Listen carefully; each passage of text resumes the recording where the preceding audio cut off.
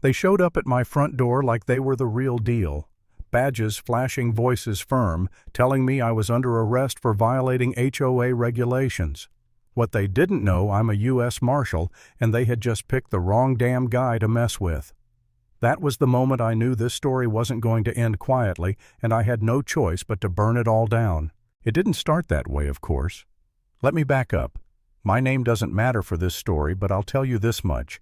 I'd been looking for peace when I moved into Oak Ridge Estates, a quiet neighborhood on the edge of town. No HOA, no board meetings, no one snooping into whether my lawn was 1 inch too long.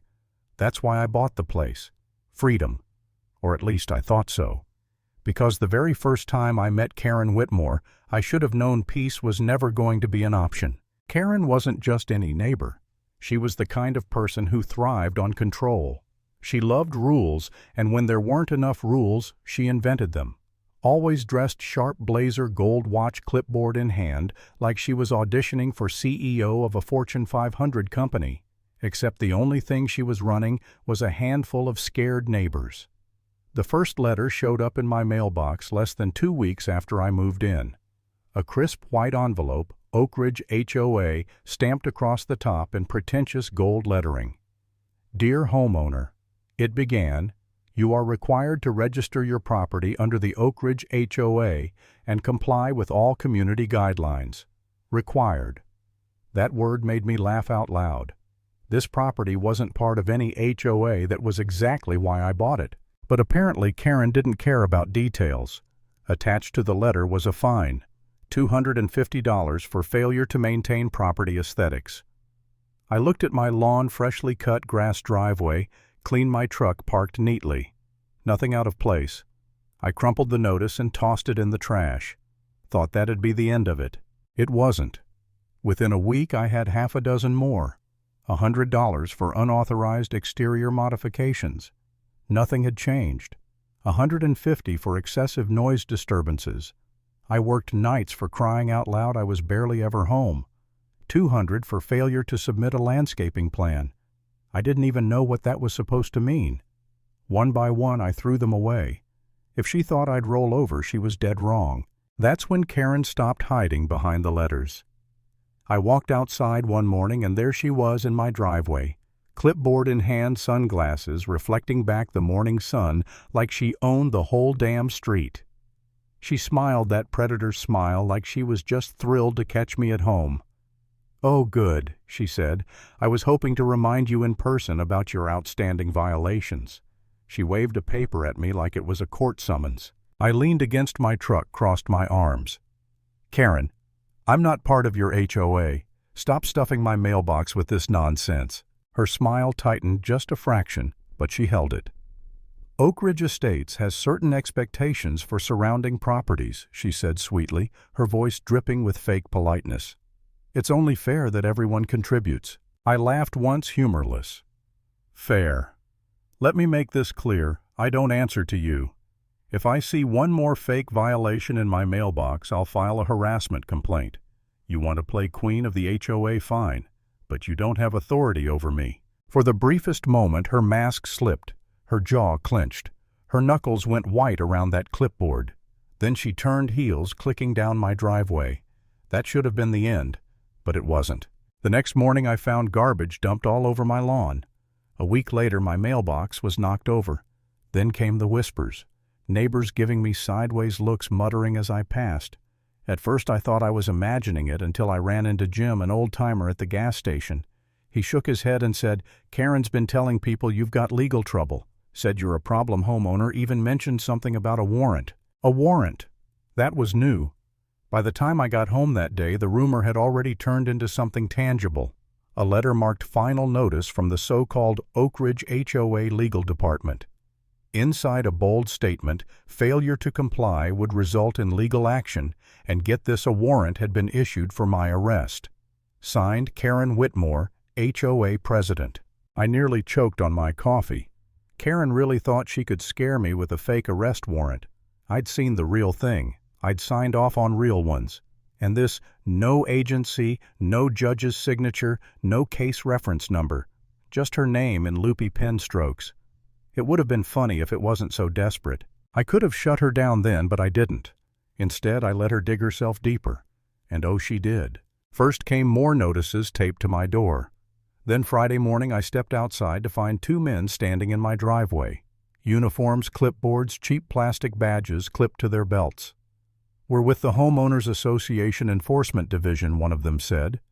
"We're here to discuss your outstanding violations. You have an active warrant." I stared at them, arms crossed, biting down a laugh. "Do you now?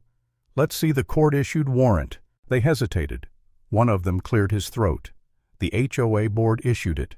"Oh, the HOA board," I said, nodding. "And since when does an HOA have legal authority to make arrests?" Their faces twisted, gears turning, looking for a way out of the hole they dug. That's when I pulled it from my back pocket, my real badge. Not plastic, not something off Amazon. A genuine U.S. Marshal badge shining in the morning sun. Their faces drained of color instantly. "You two just attempted to detain a federal officer," I said calmly. "So tell me, would you like to be charged with impersonating law enforcement before or after I run your names?" One dropped his clipboard. The other bolted down the street.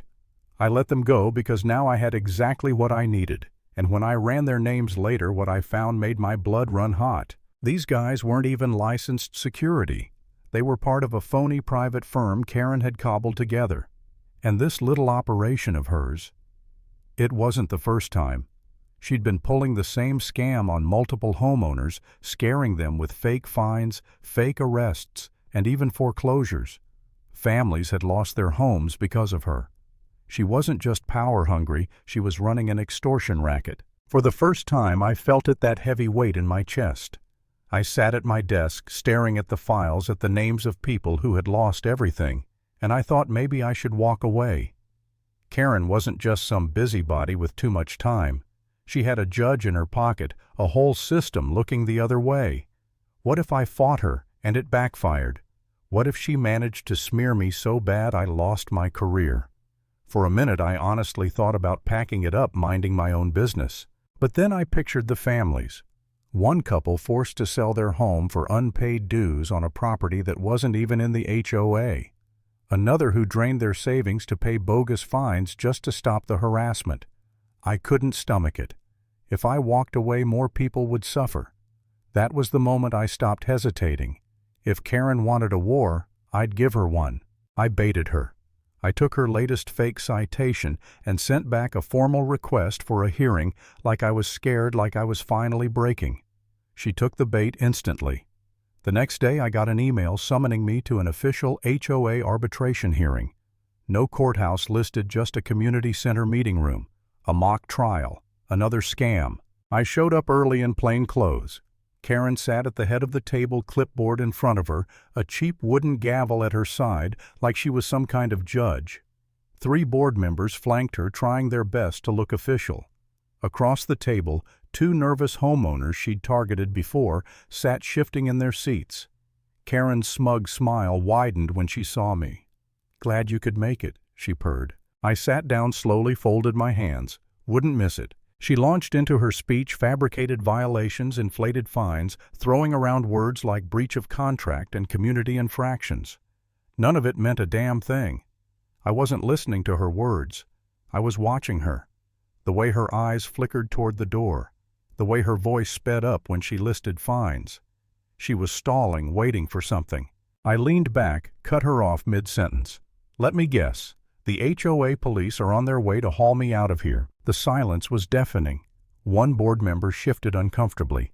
Karen's eyes darted again to the door. I checked my watch.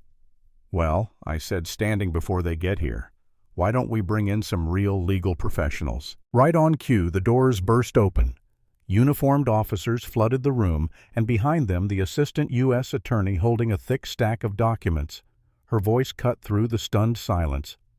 "Karen Whitmore, you are under arrest for fraud, extortion, impersonating law enforcement, and conspiracy to commit wire fraud." Karen's face drained of color. "No, you don't understand," she shrieked, stumbling back as officers moved in. "Oh, we understand," I said, arms crossed. "You ran fake courts, fake cops, and tried to arrest me. Not a great look, Karen." She spun to the board members. "Do something." But they were already raising their hands, distancing themselves, cowards, abandoning their queen. When the cuffs clicked around her wrists, the whole room seemed to freeze. The two homeowners stared wide-eyed. One board member ducked under the table. Karen screamed, kicked, swore it was all a misunderstanding. But no one believed her anymore. She was dragged out of her own fake courtroom, humiliated in front of the very people she'd terrorized for years. Red and blue lights flashed against the walls as she disappeared through the doors, still shrieking about her innocence. And just like that, it was over. News spread fast. Neighbors came forward with stories, fake liens, forged contracts, threats that never had any legal weight. Within a week, the entire HOA board was under investigation. Within a month, Oak Ridge Estates HOA was dissolved. Families got their refunds, lawsuits piled up, and Karen traded her blazer for an orange jumpsuit. Prison, real prison with real bars and real authority. I walk past her old house sometimes. It's just another property on the market now, stripped of power, stripped of fear. And I can't help but smile, because Karen thought she was untouchable, but she never saw the real law coming for her. Lesson learned: when someone builds their power on lies, it only takes one truth to bring it all crashing down.